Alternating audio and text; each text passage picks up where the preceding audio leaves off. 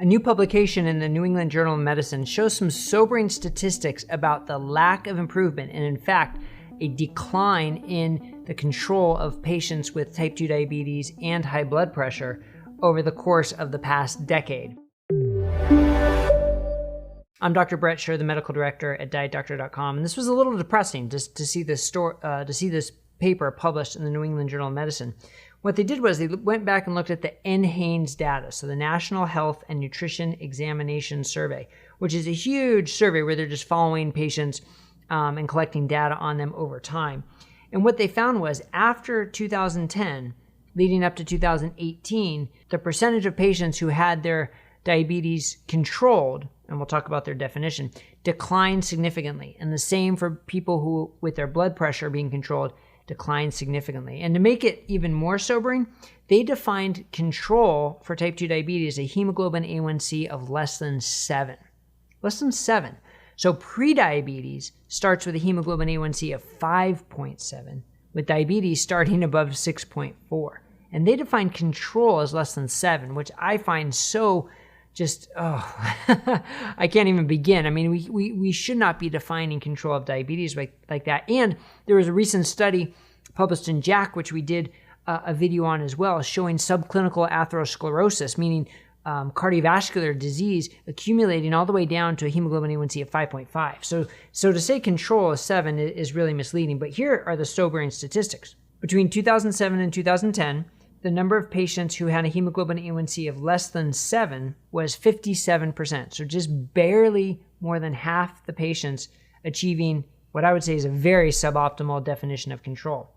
But then as we fast forward to 2015-2018 time period, that number went down to 50%. So now we're right at half. We dropped 7%. And then along those same lines, defining controlled blood pressure as less than 140/90, which again is not the ideal blood pressure that we should be shooting for. That should be at least 130/80 or probably even lower, 120/80. Control in that same time period decreased from 74% down to 70%. So at least it's higher, up to almost 3/4 of the patients, but again, moving the wrong direction. And here's what's so fascinating or disturbing is this happened in a time period where there are new drugs for type 2 diabetes that are possibly the most effective drugs we've ever had, and new guidelines for blood pressure saying that we should be treating it more aggressively.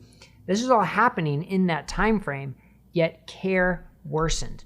I don't know how much more information we need to show the standard of care is not working. The current paradigm for treating type 2 diabetes, treating high blood pressure is not working, and we need drastic changes. What we don't need is more medications. What we do need is a stronger focus on overall lifestyle interventions and a whole new structure about how we can intervene and help patients. Writing a prescription, having a 5-minute office visit isn't getting it done. So whether it's group coaching sessions or online programs or whatever the case may be, finding inexpensive, scalable ways to intervene and help people learn about the lifestyle interventions to help them improve their health are so important. And finding the right lifestyle message. The whole eat less, move more, good luck, we know that doesn't work, right? It's hard to do. People need more guidance.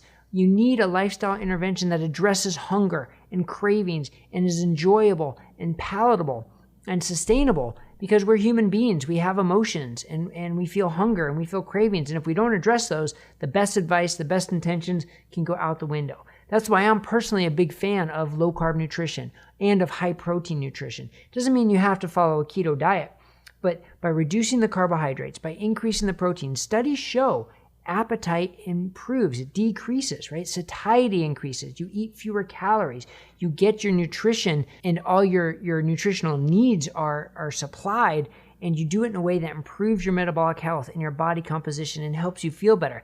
That's the message we need. And finding the people who that's right for. Now, even that might not be right for everybody, but finding the people that message is right for and giving it to them and promoting them. Stop thinking that there's one way to treat everybody and all we have to do is count our calories and exercise more and focus more on plants, and that's going to make everybody healthier, because that message has failed. This data shows that message has failed. Now, the argument can be, well, it's not the intervention that has failed, right? Because the problem is most people don't follow that message. But that's the problem. We have to come up with a message that people will follow. That's the key. It doesn't matter how great a scientific study in animals is or how great a metabolic ward study for 1 week is. If people can't apply it to their life and follow it over years and enjoy it and incorporate it into who they are, then it's worthless. Throw it out the window. We've got to find the advice that people stick to and works. So I don't know how many times I can repeat that. I'm sorry if I've been a little repetitive on this, but I think it's such an important point to hit home that doctors, coaches, researchers, and scientists all need to incorporate this philosophy, because that's how we're going to get out of this mess. This NHANES data shows we are in a mess. Poorly controlled diabetes being defined as controlled diabetes and go in the wrong direction. Poorly controlled blood pressure being defined as controlled blood pressure and go in the wrong direction. We need to turn this ship around. That's what we want to do here at Diet Doctor. We have guides and resources on how to control blood pressure, on how to control type 2 diabetes and metabolic disease and insulin resistance. And we hope that information can help you get on the right path. And if your clinician is skeptical or doesn't believe that low carb has a role, we have a free 3-hour CME course, completely free, on our website that they can take. You can share our information with them to help educate them. Your role is educating your doctor as much as their role is educating you. So I hope this was helpful, and I know together by spreading this word and by being passionate about it and talking about it and sharing resources, we can start to change the trend.